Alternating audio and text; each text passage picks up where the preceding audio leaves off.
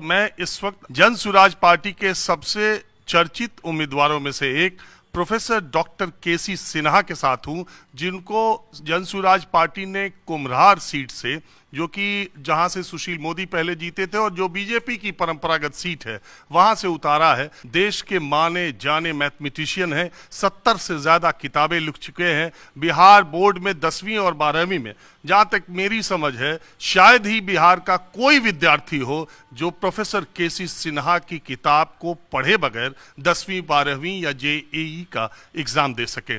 Professor केसी Sinha university के vice chancellor भी रहे हैं और पटना साइंस कॉलेज, जिसके पढ़े हुए हैं प्रशांत किशोर, उसके प्रिंसिपल भी रहे हैं। और पहली बार हमारे साथ प्रोफेसर केसी सिन्हा हैं और जाने माने मैथमेटिशियन। सर, आप जैसे लोग चुनाव लड़ने का फैसला, राजनीति में आने का फैसला। जनसुराज का नारा ही है, सही लोग सही सोच। तो सही लोगों को आना चाहिए राजनीति में। तो मेरे लिए तो ये नया क्षेत्र है, लेकिन बिहार के लोगों के लिए काम करना, विशेषकर शिक्षा के क्षेत्र में, शिक्षा के क्षेत्र में असीम संभावनाएं हैं। हम सब जानते हैं कि बिहारी कितने कठिन परिश्रमी होते हैं। सब लोग मानते हैं कि बिहारी कठिन परिश्रमी होते हैं, प्रतिभा भी उनमें प्रतिभाशाली होते हैं और ईमानदार भी होते हैं।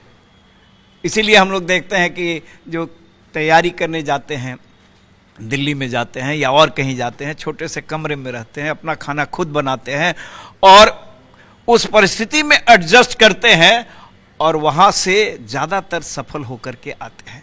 तो अगर हम अपने आसपास यानी बिहार में ही गुणवत्तापूर्ण शिक्षा मुहैया करा दें, कॉम्पिटिटिव एग्ज़ाम जिनको देना है उनकी तैयारी भी सरकारी स्तर पर करा दें, अच्छी तैयारी, गुणवत्तापूर्ण शिक्षा मिल जाए, तो उनको बाहर जाने की ज़रूरत नहीं पड़ेगी और निश्चित रूप से उनको गुणवत्तापूर्ण शिक्षा मिलेगा, जो चाहिए वो मिलेगा।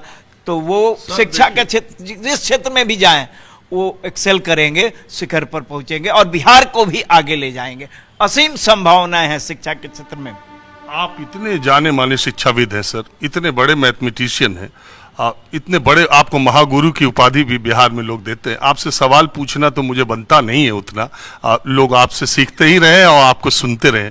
मगर चूंकि आप सियासत में आ गए और आपने चुनाव लड़ने का फैसला किया, मैं पहला भले आया हूं, लेकिन अब आपके पास इंटरव्यू और सवालों की झड़ी लगती रहेगी। तो मैं ये कह रहा हूं कि ये सीट बीजेपी की परंपरागत सीट है, सुशील मोदी यहां से लड़े हैं, लगातार बीजेपी जीत रही है और ये शहरी इलाका भी है। तो आपके लिए कितना चुनौतीपूर्ण है? और दूसरा सवाल मेरा यह है, आप पहले से भी सियासत में आना चाहते थे या जन सुराज बनने के बाद आपने ये फैसला किया, या आप उसी कॉलेज के प्रिंसिपल हैं जिसके प्रशांत किशोर स्टूडेंट है, तो सोचा स्टूडेंट आ गया तो प्रिंसिपल क्यों ना आ जाए?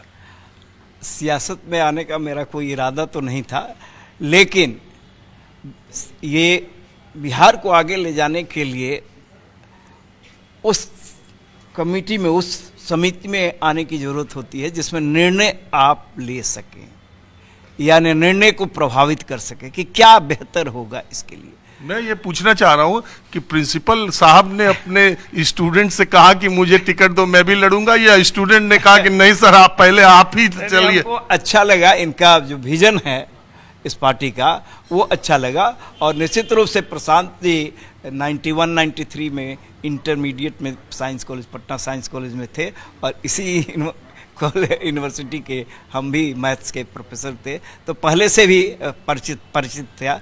और ये जो विजन आया कि नहीं, शिक्षा और रोजगार, पलायन रोकना, शिक्षा और रोजगार। अब होता क्या है कि रोजगार मिलता है तो इंजीनियरिंग करके आया कोई बच्चा और ऑपरेटर का नौकरी कर रहा, तो ये योग्यता के अनुसार रोजगार नहीं। तो सर, ये सुनने में और कहने में, सुनने में बहुत अच्छा लगता है कि सही में शिक्षा, स्वास्थ्य, रोजगार, यही चुनाव के मुद्दे, वोट के मुद्दे होने चाहिए। लेकिन आपको मालूम है, ये सुनने और कहने की बात है, वोट इन चीज़ों पे तो मिलता नहीं है। कहीं का चुनाव हो, वोट तो किसी और चीज़ पर मिलता है।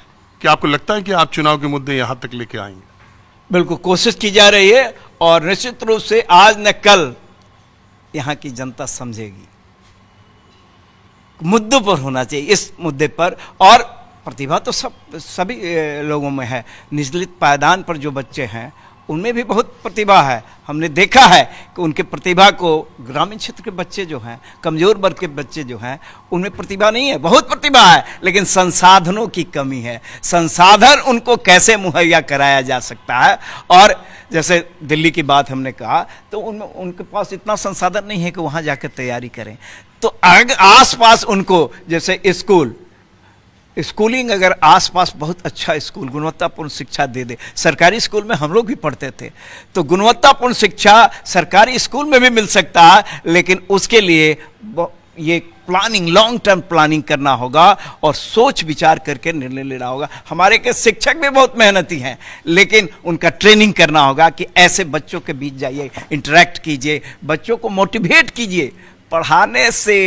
पढ़ाने का जितना महत्व है, मोटिवेट करने का भी उतना ही महत्व है। तो अगर ये सब काम किया जाए, और यही काम करने के लिए हम इसमें आए हैं, और इनका विजन जो है वो हमको अच्छा लगा, इसलिए आए हैं।